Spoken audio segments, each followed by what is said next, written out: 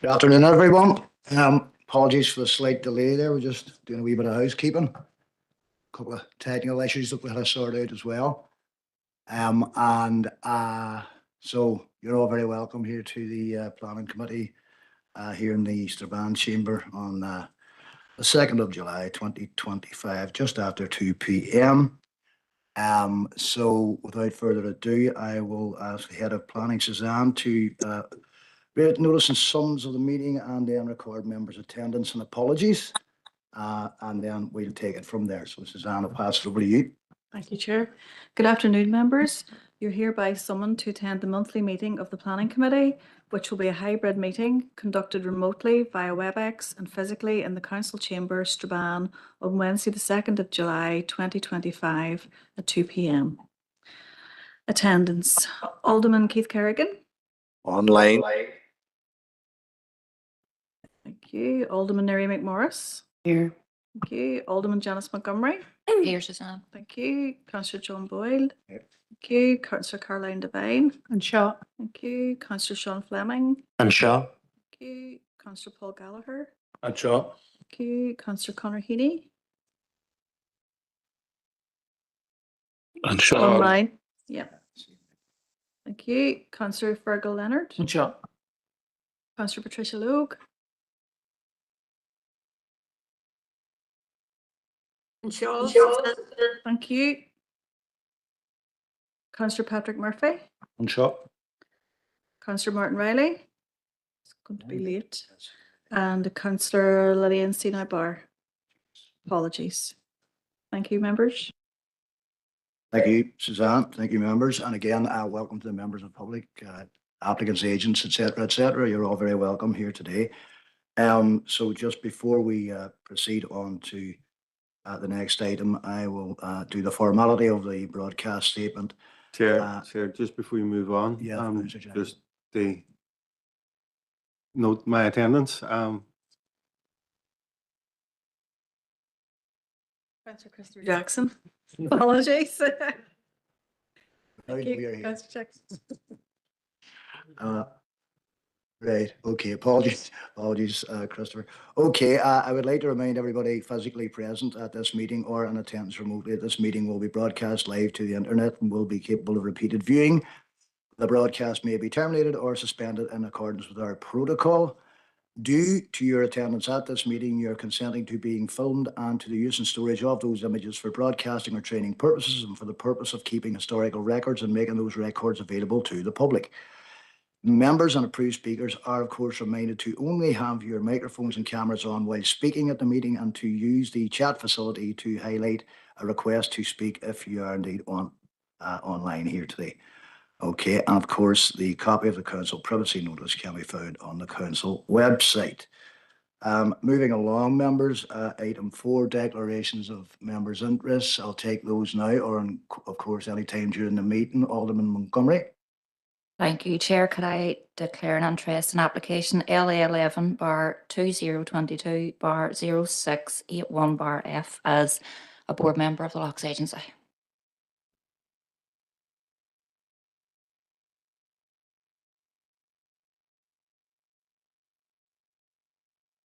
There's no necessity for you to leave the meeting, but appreciate your declaration in relation to that, Alderman Montgomery. Any other declarations of interest, Councillor Jackson? Chair, it's a query rather than a declaration. During the first application, LA11 2022-0681, during the predetermination hearing, it became apparent that Foiled Consultant Engineering have been involved in the design solution for the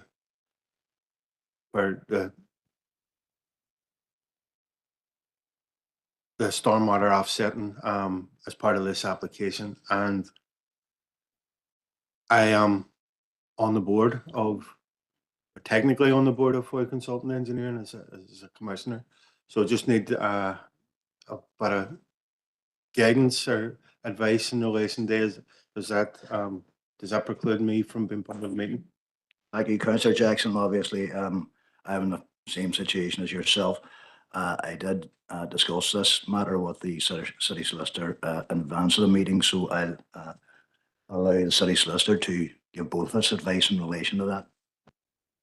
Yeah, given that both Councillor Jackson and Councillor Boyler and commissioners in their capacity as councillors, and there's no pecuniary interest associated with it, then no, that's not an interest that would need to be declared or that would disqualify you from acting in relation to this application. Thank you. Thank you. And I thank you as well. Thank you, Philip. Okay, okay, moving on now, members, to chairperson's business. Just very, very briefly and sadly as well, I would like to record on behalf of members of this committee our very deep condolences to Anne Tyre from the Planning Department, who I'm sure all of you know, and very sadly Anne's husband John passed away very recently. So if you'll permit me, I'll pass on our condolences via letter to Anne and her family. Of course, very, very difficult time. As we all know, we've all experienced this sort of situation before. So I'll do that on your behalf. Councillor Leonard. John, just like to also add our party's deepest, sincerest condolence to Anne on the death of her husband, and our thoughts and prayers are with them all. Thank you. Thank you, Councillor Leonard. Alderman McMorris. Thank you, Chair. Just on behalf of myself, could you pass on our condolences as well to Anne? You can only imagine what she's going through. Thank you. Okay, everybody content to move on with that. As I say, I write on your behalf to Anne and her family at this very, very sad time. And I have one other request from a member of the committee to come in. So I will invite Councillor Devine to address the committee and the officer team, of course. Thanks very much, Chair. We had a meeting of the Derg Active Steering Group this morning, and it has been brought to my attention that they are still awaiting a CEMP for approval from an updated CEMP that was sent to NIEA. And they had given a target date of response of the 18th of June, but no responses has come back on that. And obviously that funding for the project is time constrained. And according to the steering group today and the project team, if that hasn't come through that approval fairly soon, there could be an impact on the project. And obviously we want to avoid that because it's going to have a substantial benefit for the area. So just wanted to pass that on and see if you have any update on that, Suzanne, maybe. Thanks. Through the chair. So we as officers can contact NIA to try to get that prioritised if it has gone beyond the time frame for response, which it has, if you're saying it's the 18th of June. So I'm more than happy that myself and Rosie will pick that up with NIA. This is the second time we would have had to go back to them to get a response on the discharge condition. So thanks for bringing that forward. Thank you. Okay, members, that's all I have, and obviously thanks to Councillor Devine for bringing that forward for action. Now, I think we'll just pass over to Suzanne for what are a substantial number of late items, as I'm sure you've all noticed. So, Suzanne, back to yourself. Thank you, Chair. Members, so we do have quite a high number of late items received between last night and today. In relation to number 1, LA 11 2022 0681, we have an email from Colette and John Lanigan, Shauna and Daniel Heron, Mary Blake and Gordon Flower, Mary Blake separately. We have a letter of support from Alderman Darren Guy. Then we have the responses that council officers issued to Mr. and Mrs. Lanigan, Mr. and Mrs. Heron, and Ms. Blake and Mr. Flower. We have online representations received yesterday evening from Natasha McDade and Jared McDade. And then we have further online representations received today from Cormac Gallen and Catherine Gallen, and those have all been circulated in that latest email to you just before lunch. Item number 3, we have planning statement from the agent. That's for LA 11 2024 0902. And then in relation to one of the papers today, item 9, the E.I.A. consultation on the wind farm, we do have correspondence from Save the Moat, which they asked for to be circulated to members as late information. So that was also circulated to you. for your consideration. In terms of other chairperson's business, just wanted to flag up that a meeting has been scheduled for the pre-meet for the Strabane Athletic Football Club PAC hearing. And you will have received notification of that on the 21st of July at 11 o'clock in the Whitaker Suite. So if anybody wants to attend that, if you just want to respond and let us know if you're coming along. And I just also want to acknowledge the continuing emails that we and you as officers are receiving in relation to Mullaghmore Wind Farm. Ultimately, we'll be discussing it at item 9, so I can come back onto it then. So it's just in case anybody else was going to raise it. Thank you. Okay, thank you, Suzanne. Members, we'll get an opportunity to have a look at those late items and take some time to consider them very shortly. But what I want to do now is I'm going to move on to the matters arising from the open minutes of the Planning Committee, which was held on Wednesday, the 4th of June. Are there any matters arising in relation to those minutes? Okay. And again, moving along to matters arising from the open minutes of the Special Planning Committee meeting, which was held on Wednesday, 18th of July. Are there any matters arising in relation to those minutes? Okay, thank you, members. Okay, as I said, before we move into the applications for decision, I think we should take some time because there is a substantial amount of late information that has come our way. I was very lucky. I had a good bit of time before the meeting to work my way through them, but I know a lot of stuff landed in late and very late. So I think 2:30 is a nice round number. So we'll give everybody an initial 15 minutes, and if anybody feels that they need any more time, then certainly, of course, do indicate so. We'll take as much time as we think we need. Okay, members. So we will we'll come back to the meeting at 2:30 or thereabouts. Thanks.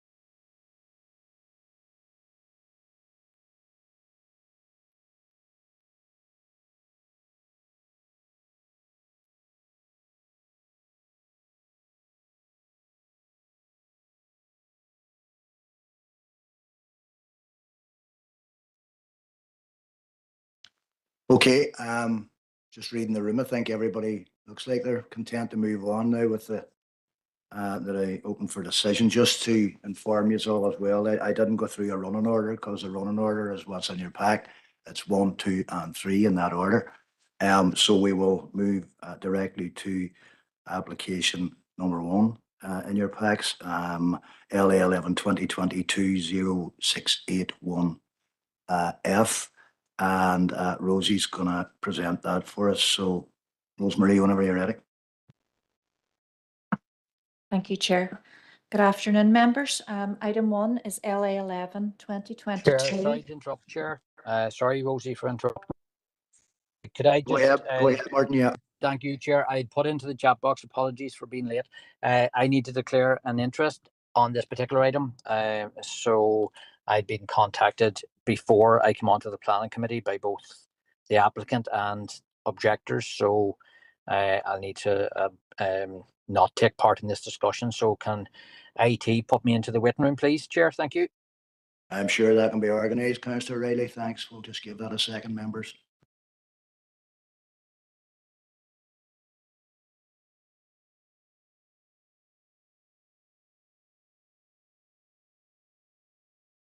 Okay, folks. So we'll move that on again. As I said, item number 1 or appendix number 1, whatever you want, and I'll pass it back to Rosemary. Thank you, Chair. Item 1 is LA 11 2022 0681 F for proposed social housing development comprising 57 number residential units with associated access, including a right-hand turning lane, parking, public open space, landscaping, bus turning circle, and ancillary works on lands between 7 Woodside Road and 15, 16, 23, and 27 Old Bridge, Derry, and the recommendation is to refuse. The slide item, members, just shows the location of the site outlined in red, where Old Bridge bounds the eastern boundary and Woodside Road along the southern boundary. This slide just shows some views into the site from Woodside Road. So members, you'll note from the report that there are 10 reasons for refusal detailed. In summary, as the site is located outside of the development limits as shown on this slide here outlined in red, and it's on lands that are designated, as can be seen in this site, as green belt and an area of high scenic value, the development is not considered to be acceptable in principle. I'm going to go through just the reasons for refusal here. Basically, there's been no overriding reason to demonstrate why the strict policies that are exercised in the green belt should be relaxed, or why the development is essential in this rural location and could not be located within the settlement development limits. The applicant's justification for the development at this location includes that the Derry area plan is outdated. There's a lack of adequate housing land to meet the social needs in the Gobna Scale area, and he's discussed the suitability of the site for the proposed development. So, members, you'll see a detailed consideration of these factors in the report, and officers would just point out that we continue to monitor the amount of housing land available within the city, and we're satisfied that there remains a considerable amount of land for development. We would also note the response from the Northern Ireland Housing Executive, which states that the waterside housing need assessment is due to be met in the up and coming years by Northern Ireland Housing Executive supported programme schemes that are situated within the development limits, and as such they don't support this development which is outside the limits.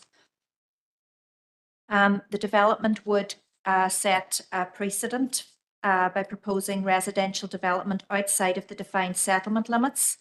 There's an adequate supply of land for housing within the limits, and we would draw to your attention that there's currently 10 planning applications under consideration for residential development outside the limits, and this equates to approximately 708 new units. This includes the current application and 2 others that are in close proximity, and this would bring a total of 278 new units for the waterside area.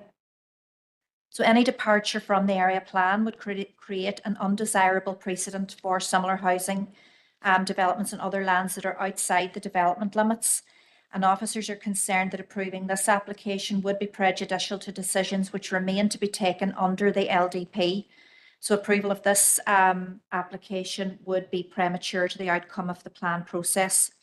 So whilst officers have considered the need for social housing in the city and the waterside area, it's considered that on balance, the social housing needs can be accommodated on lands within the limits. The development is also contrary to the RDS. That's the Regional Development Strategy. It sets a commitment to sustainability with particular emphasis on having more compact urban settlements and promoting houses within existing urban areas.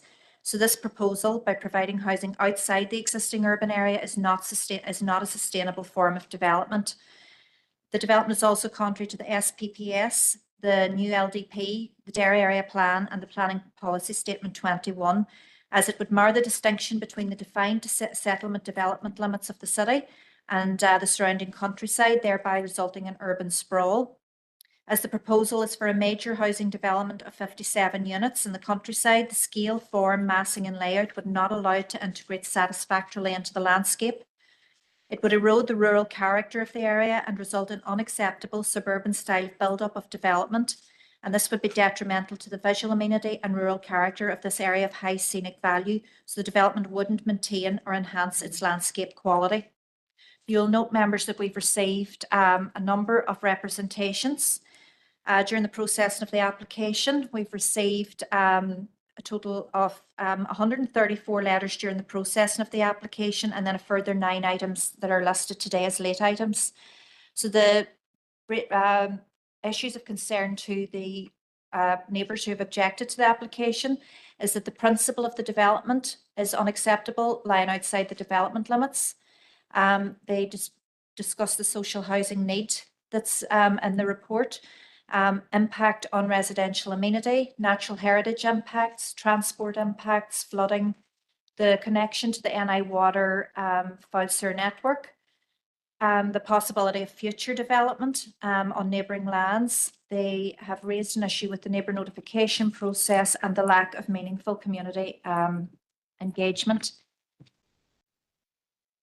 In terms of support, we've had a petition with over 500 signatures. We've had 90 letters of support, including one late item, which is before you today. And the issues raised in terms of support are that there's a need for housing in the area. There's a limited build in the area when compared to other parts of the city. There's an agreement has been reached with NI Water on a solution to connect to the foul sewer network, TransLink engagement and travel card provision, public play park provision, and the Northern Ireland Housing Executive spend on emergency accommodation.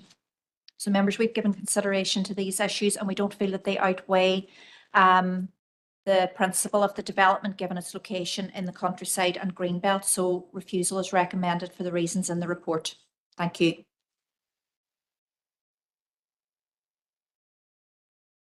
Okay, thank you, Rosie. Members, we have some speakers for you in relation to this. Can I invite forward, first of all, Sinead Callan and Mark Hamill, who are 2 of the objectors to this proposal.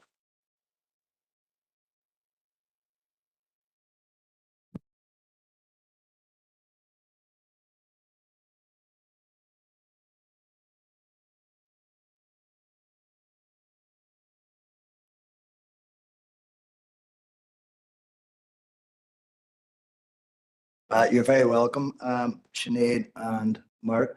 So the process is you have 5 minutes of an opportunity to lay out your argument to the committee, and then after that I open it up to the committee, who may well or maybe they won't have questions for you. So whenever you're comfortable and ready to start, go ahead. My name is Mark Hamill. I've been a resident of Woolbridge for the past 13 years. I'm submitting a statement of strong objection in the proposed development of 57 houses from Conley Developments. The application represents a clear, calculated attempt to initiate a piecemeal development. The developer currently owns a remaining 15 fields in the surrounding proposed site. A simple, review of the plans, it's evident that both Crumley Developments and Gravis Planning have designed this project with further expansion in mind, particularly through the inclusion of a through road clearly intended to facilitate further development beyond what is currently proposed. Such a strategy undermines the proper planning procedure and community input. It seeks to gain approval incrementally for what is, in effect, a much larger development. Within the consideration of a cumulative impact on local infrastructure, traffic and services, the 2011 Dairy Plan area, which Gravis Planning themselves refer to as outdated, identifies a need for social housing in this area, which we all agree. However, makes no meaningful provision for such houses. This is a blatant disregard for the needs of the community and the planning policies designed to serve it. The role of this committee and the councillors is to act in the interest of the people and not the interest of the developers. We need decisions to prioritise sustainability, inclusion, community growth, decisions that are based on the long-term safety of local needs. Furthermore, the proposed access and development is dangerously located. This stretches a multitude of serious incidents that have happened where cars have rolled into the residing field. I don't want to stand here in a few years, folks, looking at you councillors and anybody saying that a child's been drastically injured with this road. There's no amenities to put into place with that bend. Thank you.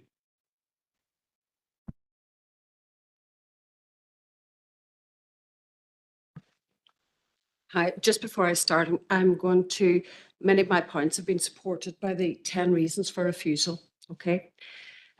This proposed development is in the countryside. It's a 30-minute walk to the nearest primary school, 20 minutes to a shop, 45 minutes to a local health centre. New developments should be within the local community, connecting to shops, hubs, healthcare and essential services. This development is clearly not a sustainable location for social housing and builds in car dependency. The consensus now is that people should be able to walk to local amenities and not depend on cars. Social housing should be in the right location for the right reasons. This development clearly is not. This development is totally at odds with the Council's climate action commitment. This proposal would not provide more social housing in existing urban areas, is not a sustainable development, and if permitted, would result in demonstrable harm to the provision of sustainable housing developments within existing urban areas. The Green Belt is natural, undeveloped and/or agricultural lands that surround urban areas. This rural area of Green Belt countryside is an area of high scenic value and immense beauty. It is areas like this that makes our city very, very unique. It provides a beautiful, well-used scenic walk that leads to the nearby woodland of the Bollies, which gives access to nature for all who live nearby. We do not feel that the ecological appraisal conducted by the agent was sufficient, as it failed to consider the evident biodiversity loss at odds with the Council's general development biodiversity policy. To permit this development would begin the destruction of our city's green belt, ignoring the cumulative effects on the Bollies, and that the proposal will further erode the rural character of the area, and it does not maintain and enhance the landscape quality of this area of high scenic value. The petition of support dated July 2022 provided inaccurate and misleading information, as it asked for local support of the proposed development, quote, to help address the much needed housing requirement in the top of the hill in Gobnascale area, which is an urban area. The lands between 7 Woodside Road and Oldbridge is in the rural area, and it is not in the top of the hill or Gobnascale, which is an urban area. We believe that this data is therefore invalid and should be disregarded as it is not factually correct and should be redacted as supporting evidence in this application. As outlined in this report, we propose this proposed development on this site is contrary to policy, and there is no justification for this major residential development in the Greenbelt countryside outside of the defined settlement limits. NIHE do not consider this site to be within the waterside housing needs area, and therefore could not support an unmet social housing need for this rural location. They explicitly oppose the development, stating the waterside's housing needs can be met within existing limits and that developing this site would set a negative precedent for unplanned countryside housing. Can I just finish? I have a few more points, please. Thank you. Please. There's ample supply of zoned housing land and land existing in the settlement limits. The proposal contradicts the Council's LDP 2032 and Regional Development Strategy 2035. According to your Councillor's Code of Conduct with regards to planning matters, February 2015, in law, planning applications should be determined in accordance with the local development plan. This means that where land is zoned for a particular use, the Planning Committee should ensure it is reserved for that use. We, the local residents, are asking you, as our voted representatives, to do the right thing here, to support and follow the Derry and Strabane Council's planning policies and your Councillor's Code of Conduct with regards planning 2015, that you as a council have made and set yourselves when considering this planning application. The Planning Department's comprehensive summary and conclusion have clearly stated that the policies that this planning application clearly does not meet. Thank you. Thank you, Sinead, and thank you also to Mark. Members, has anyone any questions that they would like to put to Sinead and Mark at this point?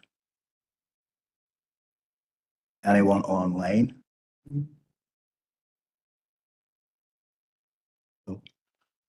Thank you for your contribution here today, and I'll invite you to retake your seat in the gallery. Thank you. Thanks a lot.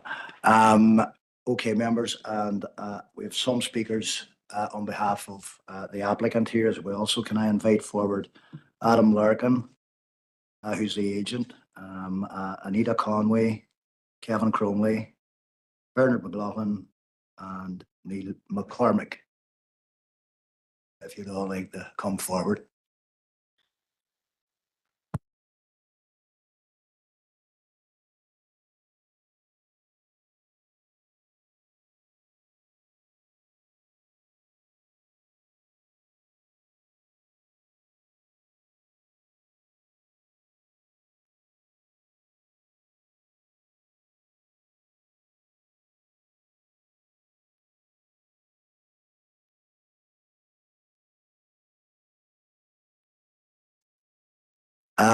You're all very welcome. I believe, Adam, you're the keynote speaker.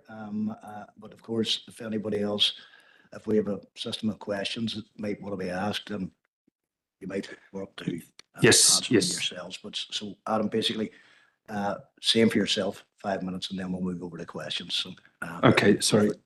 Yes, just before we start the clock, yes, I'm supported by Anita Conway from Radius Housing, Kevin Crumley, the applicant, Bernard McLaughlin from Boyle Consulting in terms of drainage matters, and Neil McCormick from Studio Rogers Architect in terms of the layout, and they will be available for questions. Thank you.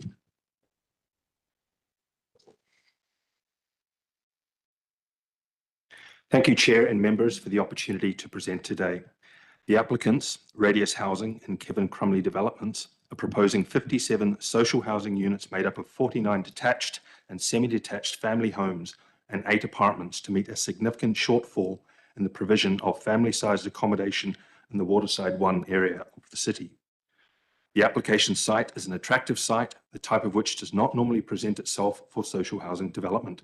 It offers superb elevated views across the River Foyle and has been sensitively designed to provide 57 quality family homes set within a spacious layout containing public open space, landscaping, and children's play area. A bus turning circle is also proposed not only to serve occupants of the development, but also residents in this part of the city who do not presently have direct access to public transport services. Most significantly, the proposal is shovel-ready, and the applicant aims to start construction on the site before the end of the financial year. A solution has been agreed with E.I.A Water to upgrade the sewer network, which can be delivered within this timeframe. There is significantly more public support for the proposal than against, with a petition of over 500 signatures and 90 letters in favour of the development. However, objectors and planning officials are telling you that as the site lies directly adjacent to the settlement limits, it is contrary to the local development plan and should be refused. This, however, is not the case. Based on the most recent published housing figures from May last year, the project need is 232 units for the Waterside 1 area. Over the period 2024 to 2027, only 93 units have been programmed to be delivered in the Waterside 1 area, and 73 are currently under construction. However, of these, 85% are apartments. Furthermore, the deliverability of program schemes in Victoria Road and Chapel Road for 46 units is highly questionable due to cost and viability. The 42-unit scheme program for Old Strabane Road is also running into planning difficulties, E.I.A being one of them, alongside the proposed density being too high and road layout concerns. The applicant has carried out an extensive search within the Waterside 1 area for lands within the settlement limit to accommodate the proposal. The owner of undeveloped housing lands at Trench Road has been approached on several occasions, however, will not sell. There is therefore no prospect of these lands or any other lands in Waterside 1 being delivered in the short term to address the immediate social need within the Waterside 1 area. Relocating Waterside 1 housing need applicants to other social schemes around the city, such as Ballyone, is not the solution. Forcing people to travel 4 kilometres across the city to access their schools, clubs, and community facilities back in the Waterside 1 area is not sustainable and will erode the strong sense of community which exists here and impact upon established family networks. There is no direct bus route, the only option being connecting via the main bus station, resulting in an hour trip each way. Decisions on planning applications must be made in accordance with the local development plan unless material considerations indicate otherwise. In this instance, the material considerations are as follows. Firstly, it is highly unlikely all of the units under construction and programmed in the Waterside 1 area over the next few years will be delivered, and even if they are, 85% will be apartments. Secondly, the proposal fills the remaining need gap and provides much needed family-sized housing, which is significantly undersubscribed for delivery in the Waterside 1 area. Thirdly, at present, there is neither an available nor adequate supply of lands within the Waterside 1 area to meet the current need in the short term. And finally, the site has overcome E.I.A water issues and is ready to be commenced before the end of the financial year. Approving the application due to these overriding reasons will not set a precedent, nor will it undermine the local development plan. As you are aware, as decision makers, you can set aside the LDP when material considerations outweigh the plan, as they clearly do in this case.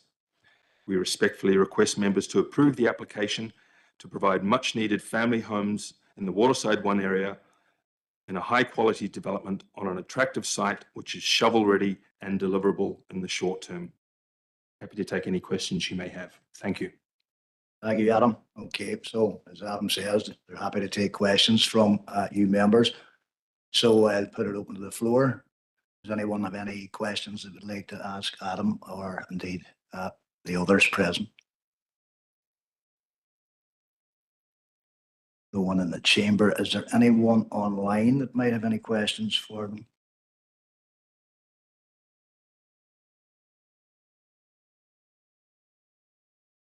Okay. Okay.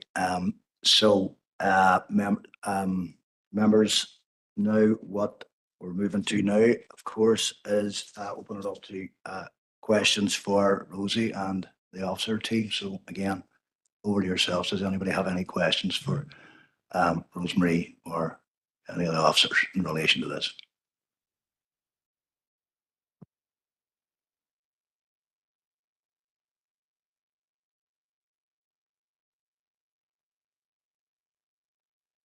Okay. Anybody online? Any questions? Right. Okay, members, no questions online either. Obviously, there's a recommendation in front of you. The recommendation is for refusal. So again, I'll open it up to the floor for any proposals. Councillor Fleming. I'm prepared to make a proposal that we overturn the officer's recommendation and approve this application. There are 10 refusal reasons listed for this application. I'm going to run through each of them and set out our rationale as to how we overturn them. So reason number 1, the proposal is premature in that it would, if permitted, prejudice the outcome of the plan process by predetermining deep decisions about the location, scale, and phasing of new development, which are decisions that are required under Part 2 of the Planning Act.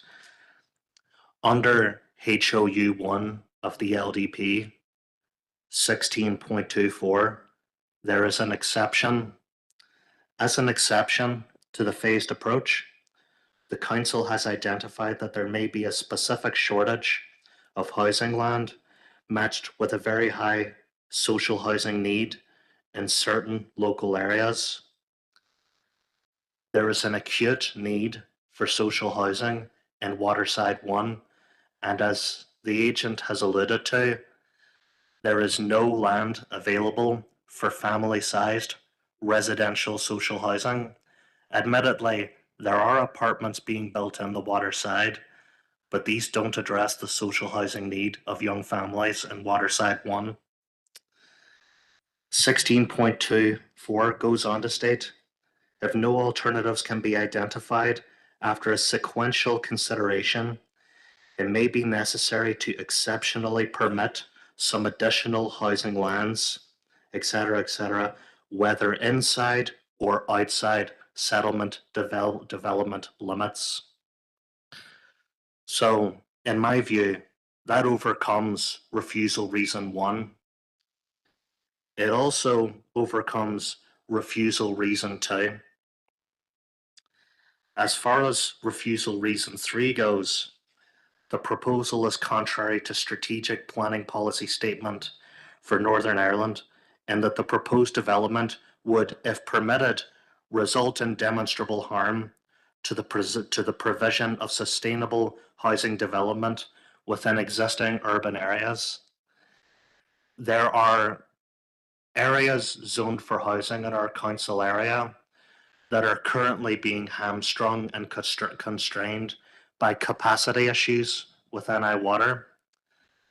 This application is an opportunity for us, the Planning Committee, to address social housing need in Waterside 1 while these capacity issues are being addressed in areas like H1.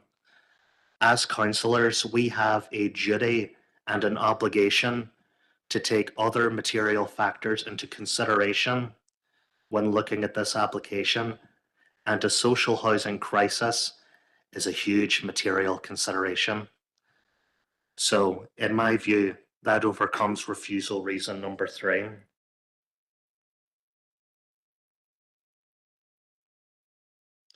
As far as refusal reason number 4 goes, the proposal is contrary to the SPPS in that it would, if permitted, undermine sustainable development and create an undesirable precedent by proposing residential development outside of the defined settlement limits, when there is an adequate resource of existing undeveloped land. Again, there is no land in Waterside 1 suitable for family-sized residential development. And again, the exception 16.24 under HOU 1 addresses that refusal reason. For refusal reason number 5, the proposal is contrary to the Derry Area Plan 2011 and CTY1 of PPS 21, Sustainable Development in the Countryside, and that the site is located outside of the defined settlement limit, and there are no overriding reasons why this large residential development is essential in this rural location and could not be located within a settlement. Again, we come back to the capacity issues in zoned housing land elsewhere within our council area, and that the water capacity issues, which were previously a refusal reason, have been addressed via the agreement between the applicant and NI Water, and that 16.24 under HOU 1 allows the exception out even outside of the defined settlement limit. For refusal reason number 6, the proposal is contrary to policy GB1 of Greenbelts and the Local Development Plan 2032 draft, and etc. No overriding reasons have been demonstrated to justify a relaxation of the strict planning policy. Again, the exception under HOU 1 16.24, there is an acute housing need in Waterside 1, and there are no suitable lands for development within it at this point. So HOU 1 would overcome this refusal reason. For reasons 7, 8, 9, and 10, I'll preface this by saying I'm from Tandemore Park. I've lived just up the road from this application site for basically my entire life. The idea that this development in this location would stand out or it wouldn't integrate into the surrounding area, I just don't accept that. Where it is, where the application site is, if you're coming at it from Strabane Old Road or from the other direction from the Woodside Road, you can't see the site until you're right on top of it practically. You would have a better view of the site from across the river than you would 100 meters down the road. And if we're looking at it from across the river, it will integrate into the surrounding area. So that is my rationale for how we overcome the refusal reasons listed in the report. And I'm prepared to propose that we overturn the officer's recommendation and approve this application. Thank you, Chair, for indulging me. No problem. Mr. Fleming, of course, as an elected member, you could take as long as you want, I suppose. Within reason, yes, Alderman McMorris. So we have a proposal. Alderman McMorris, go ahead. Sorry, thanks, Chair, for letting me in. And I have real difficulty with this one because whilst we have a housing need in our city, I can't justify basically putting development in areas outside of the zoned area. In addition to that, too, I have a real thing about the precedents that we're setting here and about how that could impact with further fields. And you know, if this is the precedent set, there's no reason why the next field and the next field and the next field wouldn't come before us. So on that basis, I'll not be supporting the application. Thank you. I think you're not supporting that proposal. Yeah. Yeah. Anyone else? Anybody online? Councillor Jackson. Gormagat, Chair, and I know I fully support the proposal that's just been made. The social housing need in the Waterside is huge.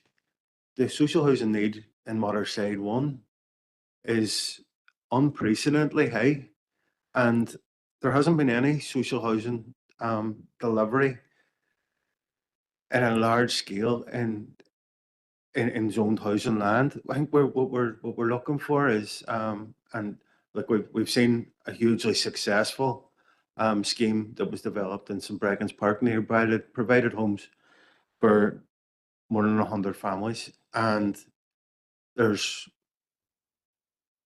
and they were much needed homes and they were hugely sought after, and that became available because of it was a brownfield site, became available because of a closure of a school, and that's what we're left. In terms of Waterside 1, that's what we're left to try and look for one full site to address the social housing need. And this is, we can't deny, we can't ignore the fact that there's a social housing crisis. In the housing executive's own figures, it's 232 for Waterside 1. The only developments that are currently taking place are Spencer Road and Duke Street. and that has already been pointed out by Sean, are only, they're only facilitating apartments. They're not meeting the need for the massive, huge demand from young families. I know that there's many young families from Waterside One area that are currently living in Ballyone. They're living in Ballyone without the support of their family. They're living in Ballyone because they have absolutely no choice. And I can already see the impact that that is having on them. There are people that are struggling because they're at a time when they're vulnerable and they have been forced to accept a property that's well beyond their support network. We can't have the scenario where there's people in any part of our city and district are being denied the opportunity to live there.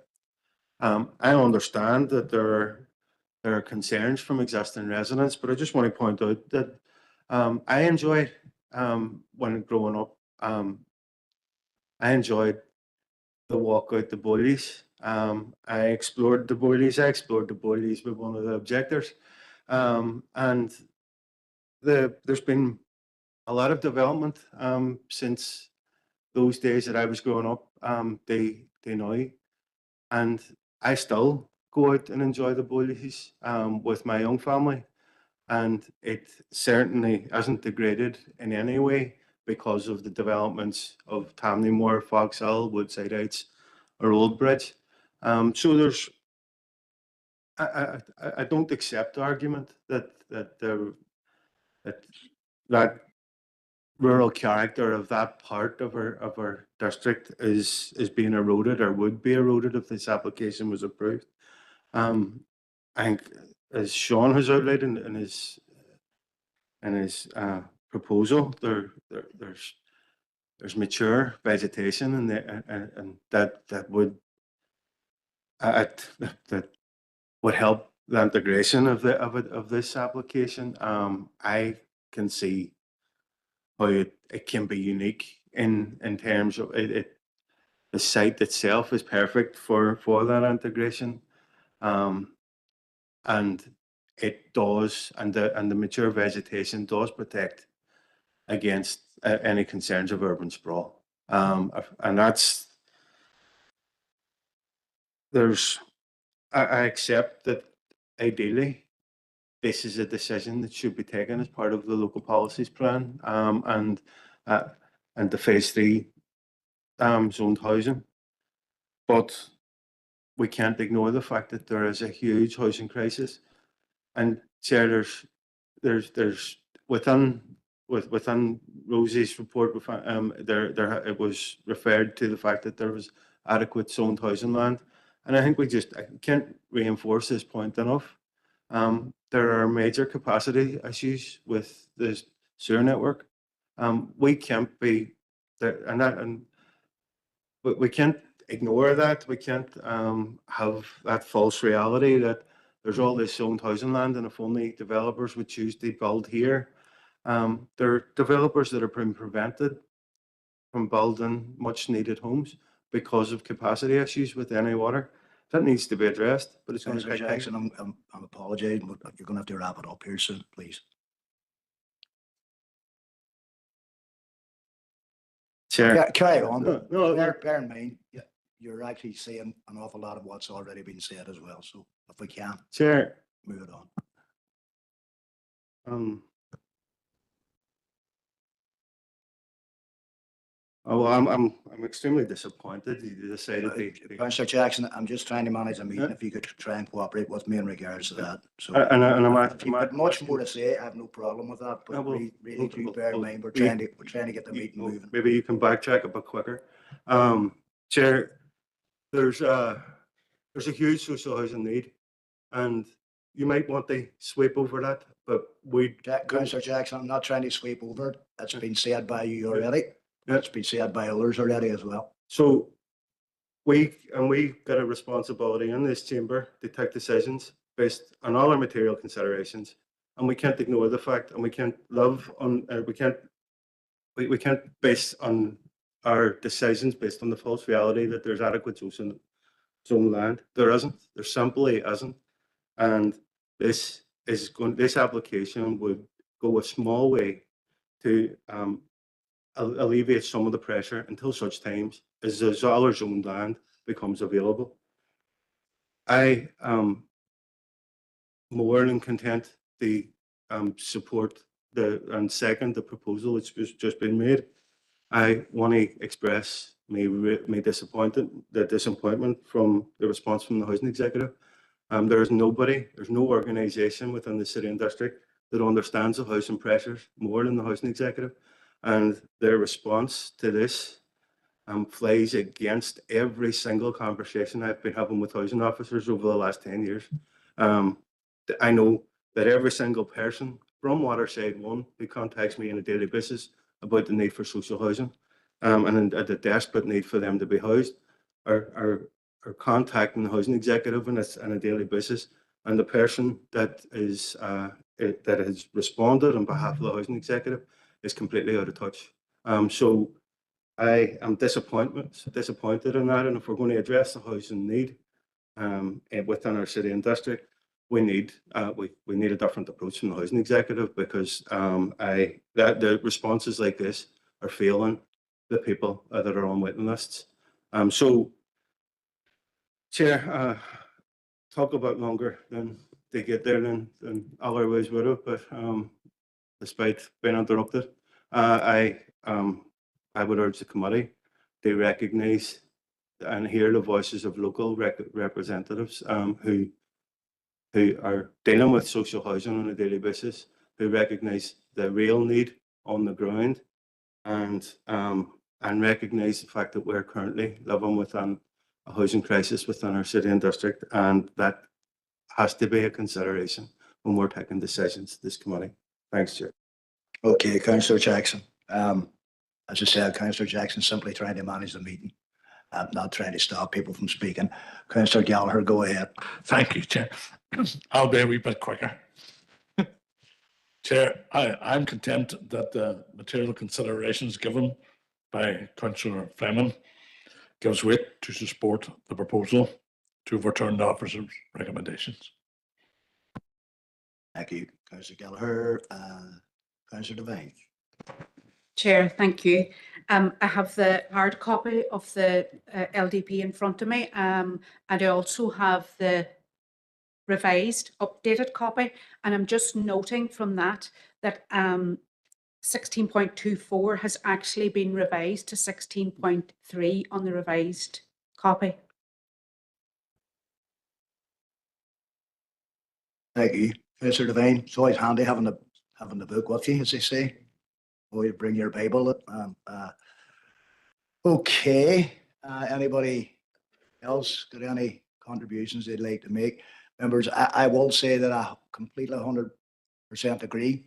There really is an egregious situation at the minute in terms of ability to build social housing in some areas of the city, and certainly Waterside 1 is under an awful lot of significant pressure. Of course, the other reflection I would have is that we've just adopted a local development plan, and this proposal, it's been very well explained by Councillor Fleming in terms of tackling the 10 refusal reasons, and I commend you on that, Councillor Fleming, as well. But I think as we go forward, we also have to bear in mind a lot of applications will now be assessed. In fact, they will all be assessed on the local development plan. You all know that, and I'm simply reinforcing it again. Okay, members, before we go to the vote, I'm going to ask the head of planning to address some of the matters that were brought, and then we will go to the vote. Thanks, Chair. Members, just to advise you at this stage, in terms of the material considerations that you are proposing to place weight on, the provision of the family accommodation, that's something that, you know, a condition would not be sufficient to control that, okay? If that's a determining reason to approve this site, then this site is approved for housing subject to the details of the scheme. So that's not something that officers would be, you know, feeling that that's something that we could advise you to place determining weight on. In relation to the shovel-ready issue and the fact that it's ready to go, again, we cannot control if, when this will be built. And it would not be recommended that officers will be placed, that we would advise you to place determined weight on that. But obviously, officers respect members' position. Officers respect the views that have been presented today. Officers have also looked at this. This application's been in for a long time. We have gone around the social housing issues, the sites, the land availability assessment for a long time now. We've assessed it under the Dairy Area Plan, the previous rural policies being assessed, and now we're given a determined weight to the LDP. It does not meet any of those principles, those key strategic elements of those policies. So officers maintain the position that, you know, this would be a precedent, given the location, given the timing, that we haven't yet commenced stage 2 of the plan process. And also given the strategic allocation and the management of housing land within the city and obviously our towns. So those are just a number of key points I just felt was important. And then obviously today, depending on the outcome of the vote, it may be necessary to notify the Department of Infrastructure of the decision. Thank you. Okay, thank you, Suzanne. Okay, members, there is a proposal on the floor from Councillor Fleming, seconded by Councillor Jackson. And I'm now going to move it to the vote. So, Suzanne, if you'd want to record everybody's votes. I note a declaration of interest from Councillor Kerrigan regarding an ordinary housing council, which he is obviously a member of. So that's noted. Thank you, Alderman Kerrigan. And Suzanne, if you want to take the vote. Okay. Alderman Neri McMorris. Abstain. Alderman Janice Montgomery. Abstain. Councillor John Boyle. Abstain. Councillor Caroline Devine. Ta. Councillor Sean Fleming. Ta. Councillor Paul Gallagher. Or. Councillor Conor Heaney. Ta. Councillor Christopher Jackson. Councillor Fergal Leonard. Ta. Councillor Patricia Logue. Or. Councillor Patrick Murphy. Ta. Councillor Martin Riley has declared an interest, and Councillor Sina Barr is not here.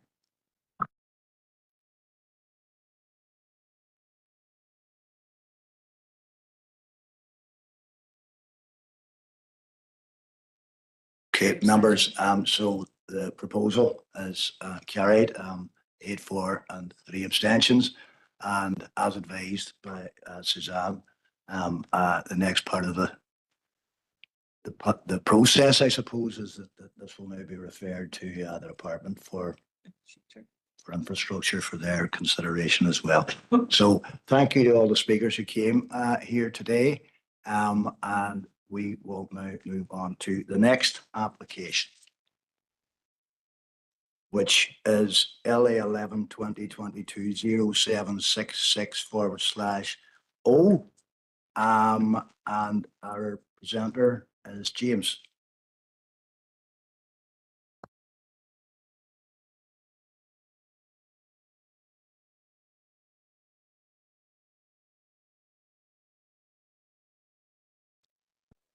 Good afternoon, members.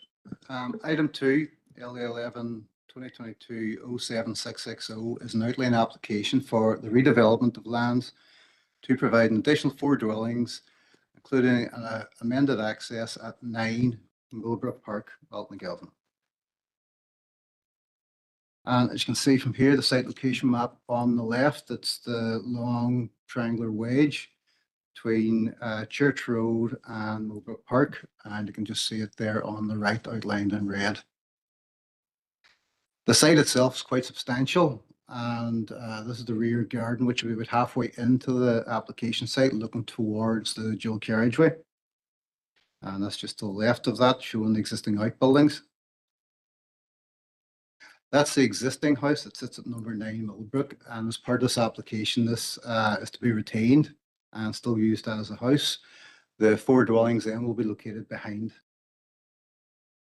The policy context is the RDS, SPPS, And given that this is a hybrid application, we've assessed it both under the previous area plan and the LDP 2032. And just outlined there where the two policies, or sorry, the different plans are met. Consultation responses have cleared the application and all consultees. As part of the application, the application was notified to local neighbours, and we received 33 letters of objection. We summarised the objections there with road safety, overdevelopment, potential flooding, water supply, wastewater services, impacts of biodiversity trees, loss of amenity, including privacy overshadowing, loss of countryside views, redevelopment of a greenfield rather than a brownfield site, and it could affect historic site and buildings. We've addressed those in a lot more detail in the report, so I can come back to those later if you have any questions.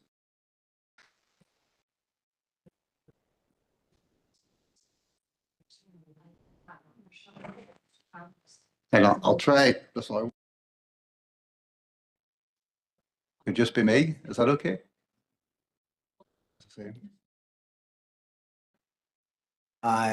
James, if you could perhaps move closer to the microphone, and that might help. I'm not sure.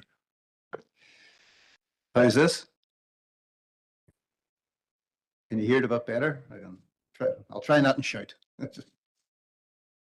Right, we got as far there as the proposed concept plan. If there's anything else you want me to go over, I can go back over in the questions if you want to go through that.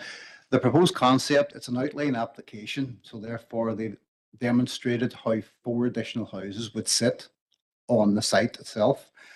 Site number 1 is the existing house, and there's a building just behind that, and that's an existing shed that's there. So sites 2, 3, 4, and 5 are indicative of where the additional dwellings will be placed if approved. Council has assessed those in terms of the impacts on the trees. So you can see with the red outline around each one of those trees that they've actually been able to maintain the trees and keep them there. There's a previous application for a lot more houses that we had concerns with, and they addressed that by dropping the numbers, altering the road, the meander through, and drop it to a private driveway, which allowed for the retention of the trees, better development in terms of open space, private space for each of the houses, and they've shown effectively how they can sit those houses within the land that's available to them. Then there's an assessment then under the new LDP 2032, where particularly urban sites, we have to assess them under general development policies 1 and 2. And they have several criteria that have to be assessed. As this is an outline application, some of the criteria didn't apply. However, the fuller explanation that is contained within the report. And essentially within GD Pol 2, which is the design policy within settlements, we are content that the submitted concept plan indicates appropriate siting, layout, and orientation of dwellings in the context of existing residential setting. However, as there were some representations from adjoining neighbours, we have proposed a condition later on that height restriction to protect neighbours, which would just be to the north of the development. So the height restriction would be 6.5 with no gable windows. Now, that is based upon the concept. There may be a different, if approved, a different reserved matters application that could address that in a way. However, the condition would say if there is to be development along that northern boundary, it can only be to a certain height and have no windows that could potentially overlook. And again, this would be an assessment under the what would have been Planning Policy Statement 7, which is the policy that directs us how to assess housing. And that would now be replaced by HOU 8. We have went through that again in more detail in the committee report. However, we're content that everything has been met and that the proposed concept would satisfy the particular policies. Again, safeguarding the character of established residential areas must be assessed. And again, because of the reduced scheme, the density and plot sizes and pattern development do sit well with the existing area. And in terms of access, DFI Roads have asked for visible displays of 2.4 by 63 metres and a forward sight distance, which is achievable. And this, just to show, is the current access, and there'll be a slight amendment on the top picture of the left wall, just to create a better display. In terms of natural heritage, because the effort is going to retain the trees on site, we are content that there'll be no adverse impacts. In terms of flooding and flood risk, again, no risk flows are identified at the site. The drainage assessment has been submitted, and there's an existing water storm traversing the site along the boundary. And they've been, E.I.A have been consulted and accept the scheme subject to pre-commencement conditions. And just in summary, that the concept plan has demonstrated that 4 dwellings can be proposed on site with the original dwelling being retained. The design details in terms of the scale, mass and design will be considered if approved at reserved matter stage. The existing trees have been retained, and obviously there will be additional landscaping which will come along at the next stage. And the conditions are within the case officer's report. And I said there's a specific condition about the northern boundary, and our recommendation is to approve. Thank you. Thank you, James. Members, we have some speakers online, so if I can just check, have we got Thomas Bell, Richard Aegis, and Michael Garvey online? Yes, Mr. Chairman. Thank you. So members, I'm going to give the speakers an opportunity to address committee. So which one of you is going to take the opportunity? If it's okay, Mr. Chairman, I'll lead. I suppose we're not going to take our full speaking right today with no third parties in attendance, other than to say that we're very pleased, obviously, with the recommendation that the statutory consultation come back with no objections, and we're here for any questions. Just a note, I'm the planning agent, Mr. Richard Aegis is the roads engineer, and Mr. Michael Garvey is the water engineer. Thank you. Thank you, Thomas. Thank you. Has anybody any questions for the 3 gentlemen who are online in relation to this application? And is there anybody online with any questions? We have no one wishing to ask you any questions, Thomas, so thanks for attending. And of course, you're welcome to hang on until we see what the result here is. Thank you. Any questions for the officer team members? Very quiet today. Okay. Apart from some. No questions for the officers. All right, members, look, there's a recommendation in front of you. The recommendations to approve, so I'll put it to the floor again.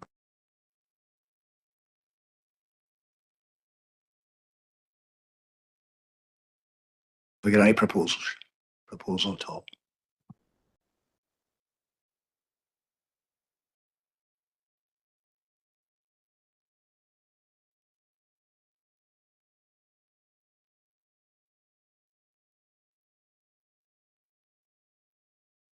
Go ahead, Councillor Jackson. Not working? Right. Having a microphone issue.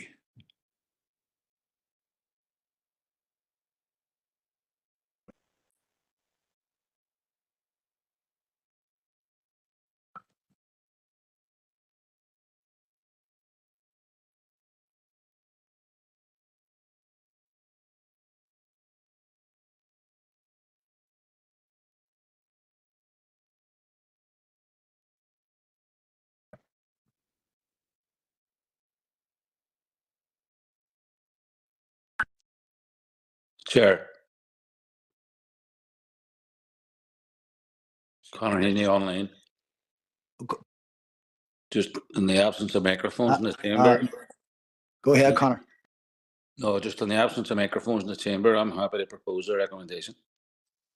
And Patricia Logue here online too. I was just going to do the same thing. So Conor got on before me, so I'll second that proposal. Thank you, Councillor Heaney, and thank you to Councillor Logue.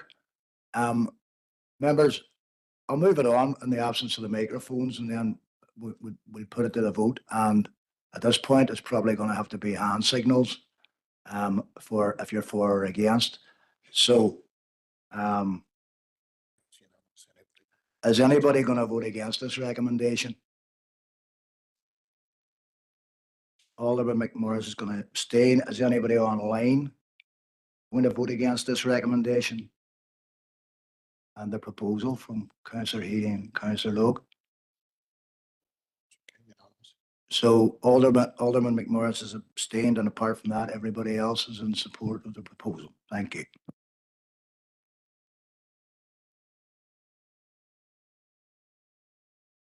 I think we'll take 5 minutes or so. Let's not put our own engineer under pressure.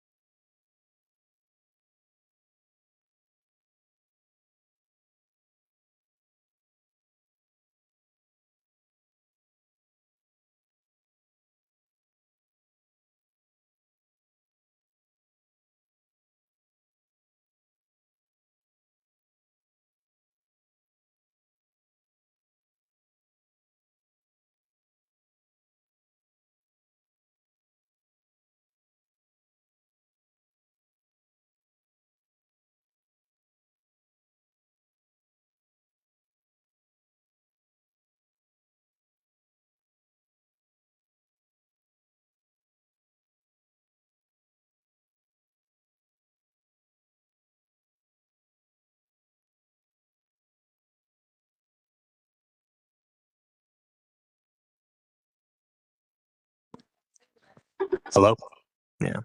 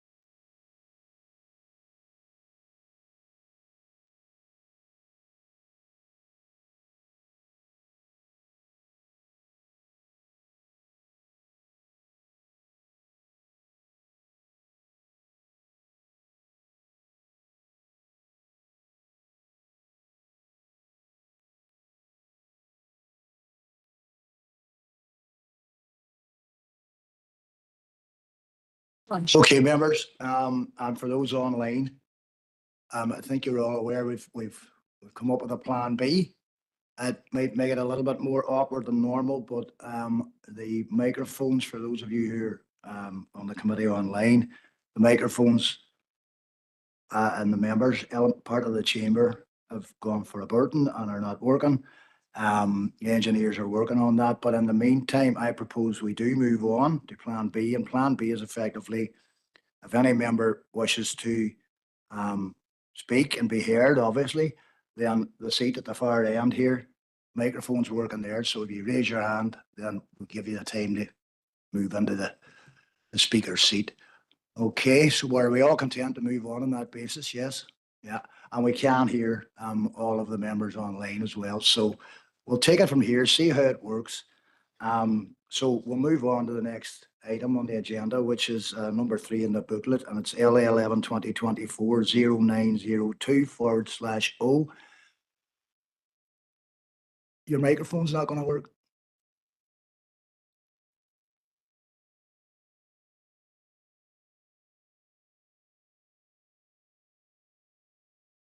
Okay. Do you want to come up and explain the reasons for that to the committee, please, Councillor Devine? And for the benefit of those online, if you could propose that again.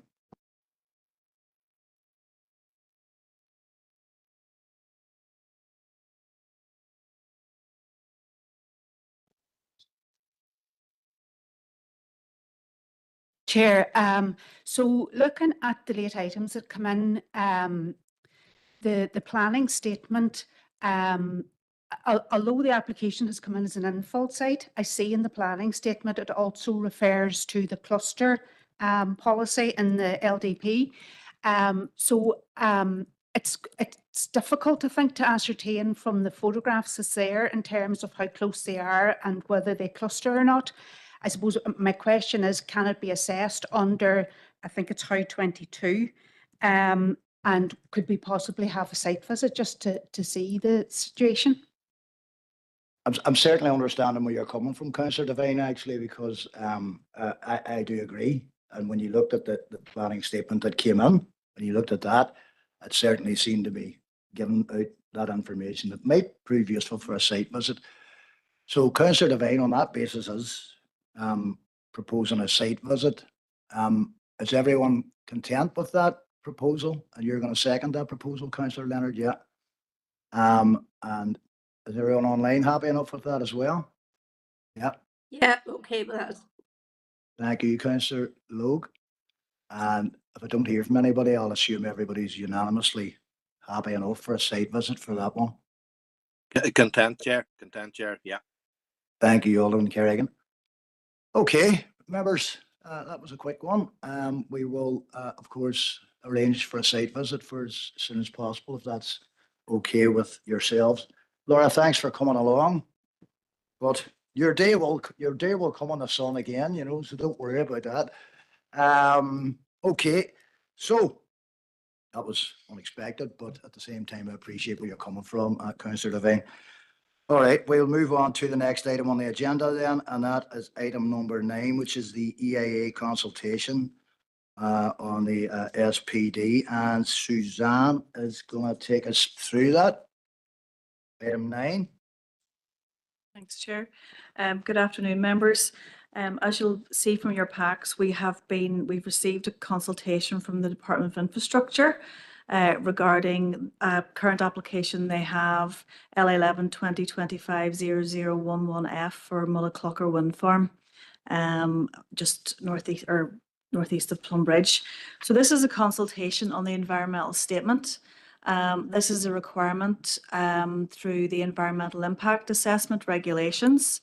As part of the paper, officers have attached the non-technical summary.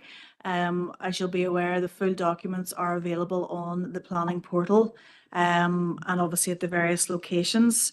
So the department has asked a number of questions on the information and, you know, for example, do we, as a council, agree with the applicant's assessment? Do you consider any of the effects are unlikely to be significant? Do you require additional information to answer the question? And then if so, provide the details. So members will probably be very aware of this proposal. It's for a new wind farm. The scale, the turbines are very, very large in scale. You have all the details in terms of the non-technical statement. So officers have considered and have suggested that in the response there at the back of the non-technical statement, we have suggested that we don't agree with the applicant's assessment of the likely significant effects, and we consider as a council that there are effects that are not included which could be significant. And those, we've also said there, council provides, that should read as council recommends further information in the following chapters.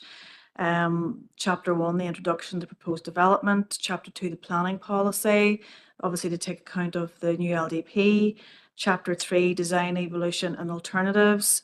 And Chapter 4, landscape and visual impact assessment. And there's also other matters in relation to archaeology and cultural heritage, vegetation, peatland, terrestrial, fauna, ornithology, fisheries, and as we've stated there in the paragraph, that we would also comment on as a council once we would see the consultation responses. So this is clearly the environmental statement. So in order to fully assess the likely significant effects as per the environmental impact assessment regulations, officers would consider that we would need further information on the battery energy storage systems, decommissioning, and then obviously Chapter 2 in terms of the policy, consideration of alternatives. We've noted that. And then in terms of the viewpoints and the landscape and visual assessment, really, really critical that obviously this is got right at environmental statement stage. So if members are in agreement, then and officers are happy to take on board any other points members want to raise today. I'm obviously aware that we have been receiving a lot of correspondence from concerned residents in the area and those stakeholders regarding the principle of the scheme. And it's our intention as a council, we will be acknowledging those responses and forwarding those to the department who are the decision maker on this case. At this stage as a council, we are responding to the request on the environmental statement. Following that, we will be provided, I would assume, with a further consultation from the department if further environmental information is received. If that's the case, another consultation will come back into us and you and members for consideration. Once that all has been assessed and considered, as this is a regionally significant application, the department are then required to either cause a public local inquiry or to issue a notice of opinion to council. And then once we would receive that, members will be aware that officers would bring those notice of opinions forward. And then we would take a view on the principle of the scheme and as a council corporately our position in relation to the proposal and the recommendation by the department at that stage. So there's still a lot in terms of processing to be considered as part of this development. And so firstly, members, I'm happy to take any of your views and your discussion on this, and then we can sum up at the end in terms of the further correspondence we're receiving. Thank you, Suzanne. A couple of indicated speakers. So Councillor Gallagher, if you want to come to the top table here and give us your views and thoughts. Thank you.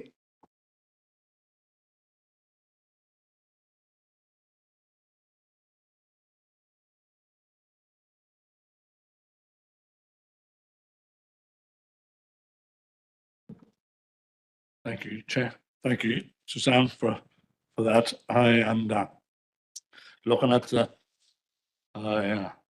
update and so much stuff that's come in as well. And I appreciate this. It's early days, but I think that when there is a presumption against us granting plan permission, I think it's very important that we say it. And when we look at our LDP and the stuff that's in our LDP, I think it's important that we reinforce that and include that in this early stage consultation. And I just sent Jill just some bullet points, and I would hope that members could support that we include that in our consultation response. I think that we can go on and say tacitly, that we're opposed to this, but it goes up the road and whatever, and it may come back down the road and beyond our control. But if we are turning around with a very strong arm saying this is our LDP, and within this LDP, we're opposed to this proposal. Thank you. Okay, thanks. That's a proposal from Councillor Gallagher. Councillor Leonard, you'd indicated that you wish to speak next, so again, you're welcome to join us.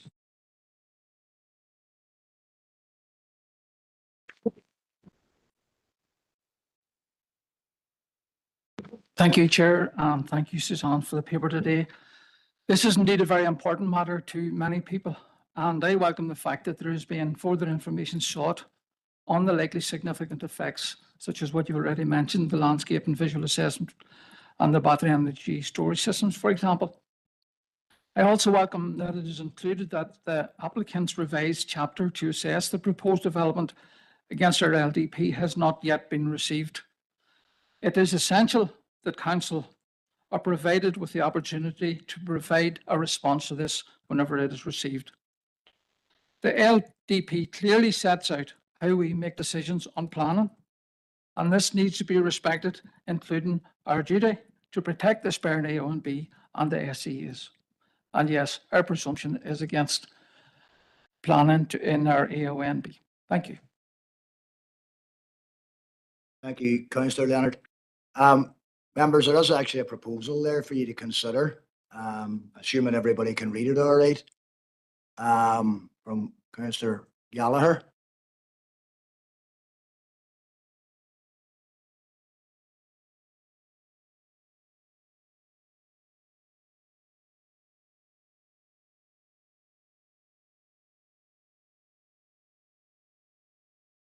Okay, we're just going to take a minute to email it out to you. It should be arriving in your iPads and your emails, so keep an eye out for that. Members online as well.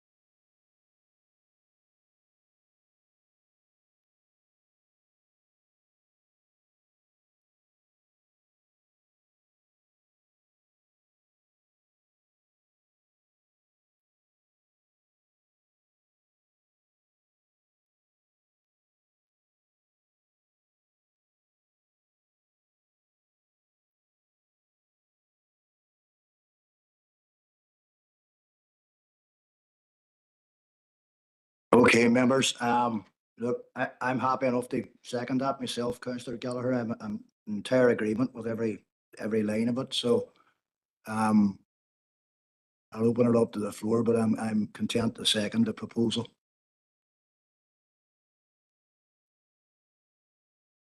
Councillor Riley, go ahead. Yeah, Chair, thanks for bringing me in, and in much the same vein as some of the previous speakers, a lot of elected members would have received a lot of correspondence on this particular item. I want to thank the officers for the report they prepared to date, and I agree with Councillor Gallagher's proposal on the screen that's been emailed out to us as well in relation to strengthening the reply back to DFA on this and asking them to bear in mind our LDP and what this means for that document. So, Chair, happy with the direction of travel that's been proposed and seconded. Thank you. Thanks, Councillor Riley. Okay, members, any other comments? Do we need to take this to the vote? Or is there anybody not wishing to support? Go ahead, Alderman McMorris.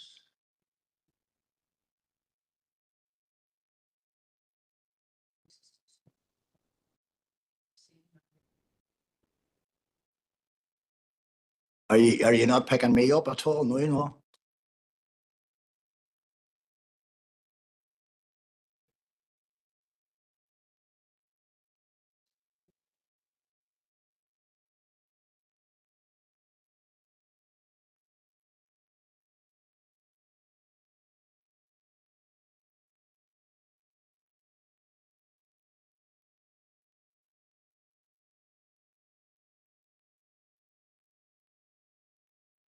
Okay.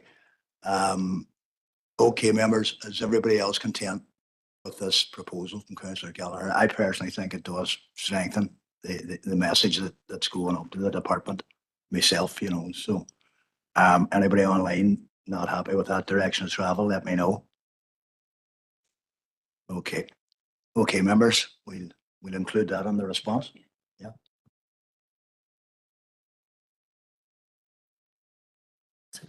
Oh, yeah. Okay, thanks, Chair. Members, just in terms of managing the correspondence that we are receiving, it would be appropriate now at this stage, I think, if members wish to direct the correspondence to the planning generic inbox, planning@derrystrabane.com. And also it's appropriate, I mean, if any members of the public are listening, it's appropriate that all your objections are also, whilst we are forwarding to the department, it's important that if you wish to make a representation, that it's with the decision maker as well, with the department. So please ensure that if you wish to make a representation, it goes to the Department of Infrastructure as well. So, I mean, I will pick up emails from Councillor Leonard has been forwarding them, but we're getting quite a lot of emails now, and we have to try and manage this a bit tighter. And so that would be the suggestion from officers, planning@derrystrabane.com. Thank you, Susanna. Can I just record thanks to Councillor Leonard for taking on that, what later became quite a busy task. So thanks again, Councillor Leonard, for doing that. You were the person they seemed to be going to most at first, and then the rest of us were picking them up later. But again, to thank members of the public for engaging with the process, that's what we're here for. So again, we appreciate your input into this. Okay, members, moving on to item number, lost my paperwork, item number 10, I know it would have been, so that was John, was it? No, sorry, Prentice, go ahead, Prentice. So item number 10, members. Good afternoon, members. Can you silence your?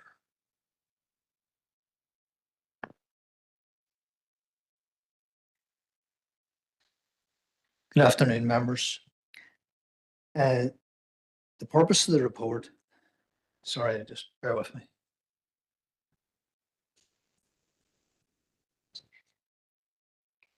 In the meeting, can you go to the meeting? Or can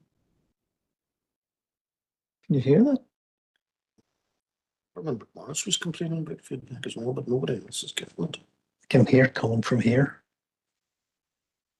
Do you want to move to this seat here, Precious? There's no Sure. feedback. Control.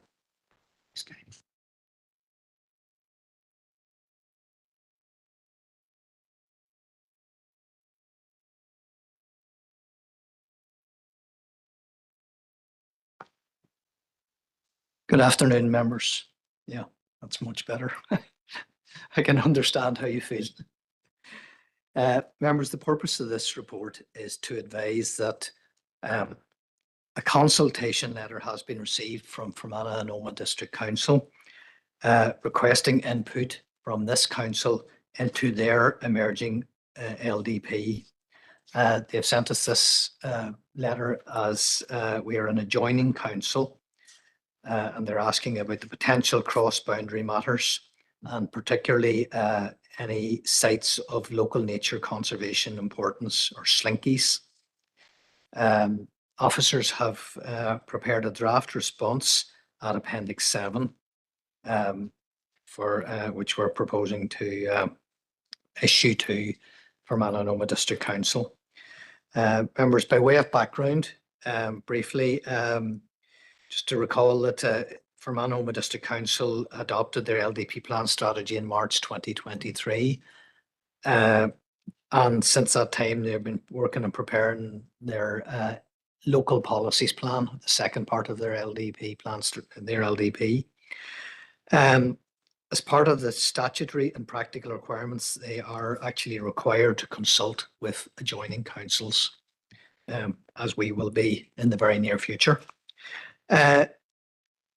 Just to remind members that in preparing our LDP plan strategy document, we did cooperate extensively with the officers and members of Fermanagh and Omagh District Council as an adjoining council, particularly through the Sperrin Forum. And within the draft plan strategy and the evidence base, we prepared a substantial section, really considering the commonality and the shared interests between our two districts. So the summary of those shared interests, briefly, we have a long boundary, approximately 69 kilometres, with Fermanagh and Omagh District Council. It extends all the way from Killeater out in the west, all the way around to Plumbridge, the Gorchin areas, and Cranagh and the Sperrin in the very east. So we have a long boundary. We identified the settlements on both sides, which have have strong relationships. We also identified the upland area in the west of both of the districts, which has particularly got wind farms and turbines as a shared interest. There are several ASSAs, or areas of special scientific interest, which are close to the boundaries. And the Struil River catchment around Fermanagh is an important feeder into the River Foyle and tributaries ASSA. We also identified key tourism assets along our boundary.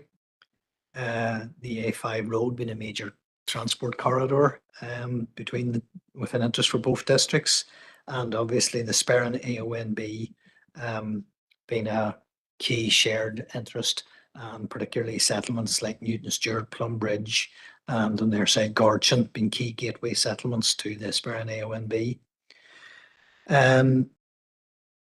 We looked briefly at the proposed strategic designations and policies in our own LDP plan strategy, and in the equivalent plan strategy for Fermanagh and Omagh, which I say is adopted 2 years now.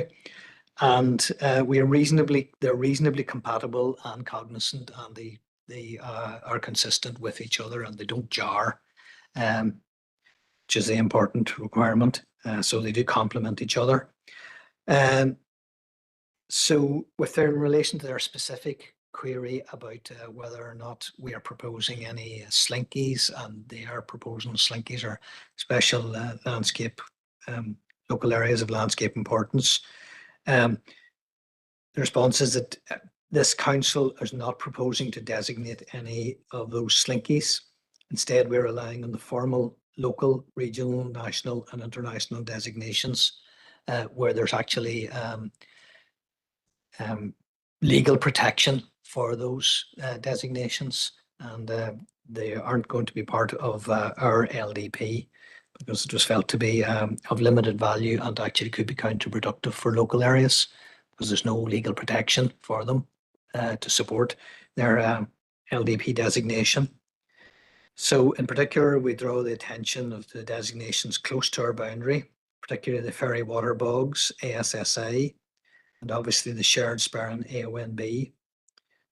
We have a special countryside area, which you've just heard about, to protect our high Sperrins, and particularly that extends the Glenelly Valley, and on the Fermanagh Omagh side, they have a similar designation on the Gorchin Greencastle at their area. So they are compatible and consistent. And similarly, we have ACMD, areas of constraint and minerals development protection for them. The above mentioned information has been summarised in a draft response, which we're prepared for from Anoma District Council.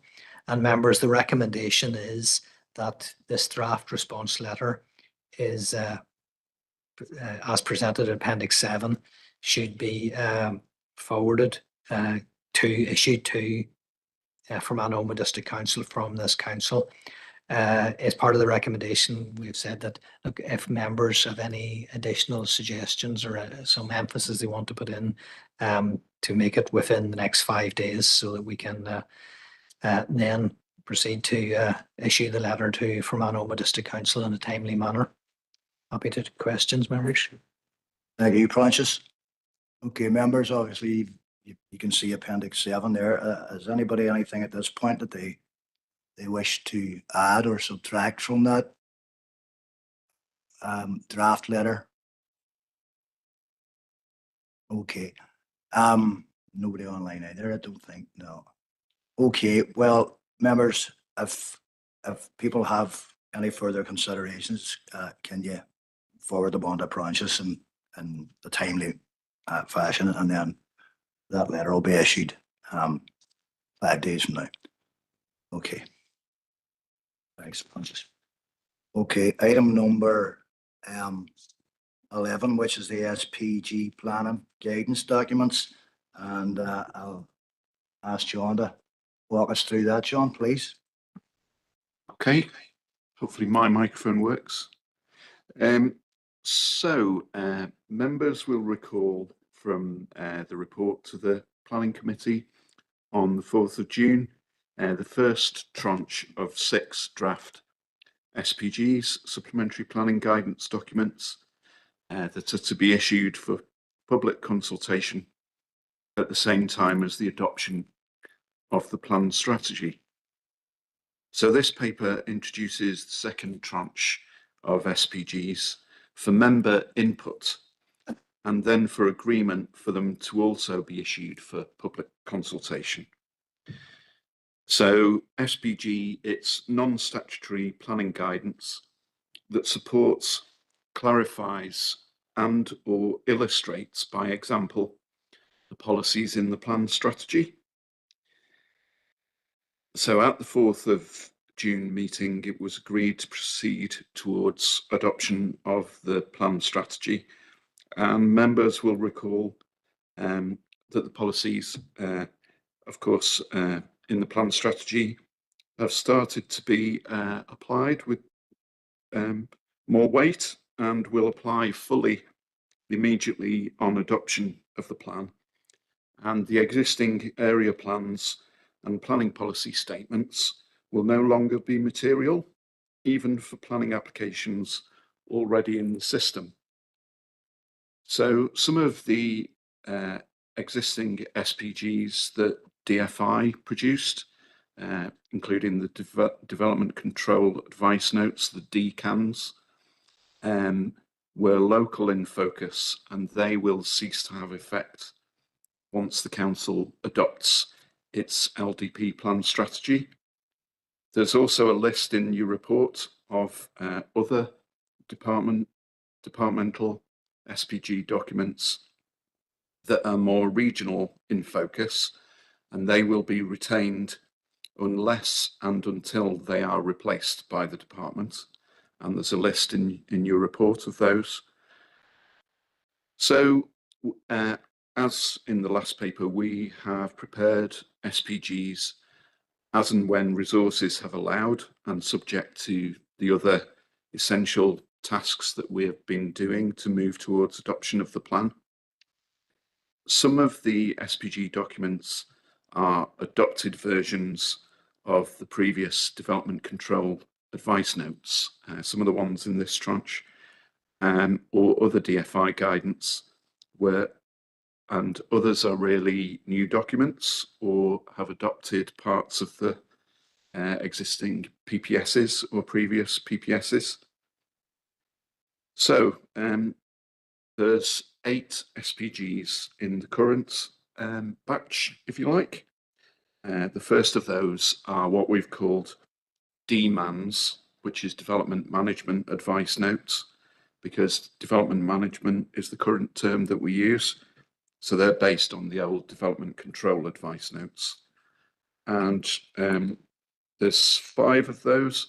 So DMAN 1, amusement centres, DMAN 3, bookmaking offices, DMAN 4, restaurants, cafes and fast food outlets, DMAN 5, taxi offices, DMAN 13, which is for creches, day nurseries, preschool playgroups, and then also a new version of Your Home and Planning Permission, which is some fairly old DFI guidance, which officially ceased to exist during the transition to the new councils. But a lot of people still use it and it is very useful. So we have adopted it for our district as SPG, and also a new SPG on residential design, which is really an update of the addenda to PPS 7 to do with safeguarding the character of residential areas, extensions, alterations, and quality residential environments. Also, parts of PPS 17, which is for advertisements, we have adapted as an SPG, which includes some new technical information that we were specifically asked to include.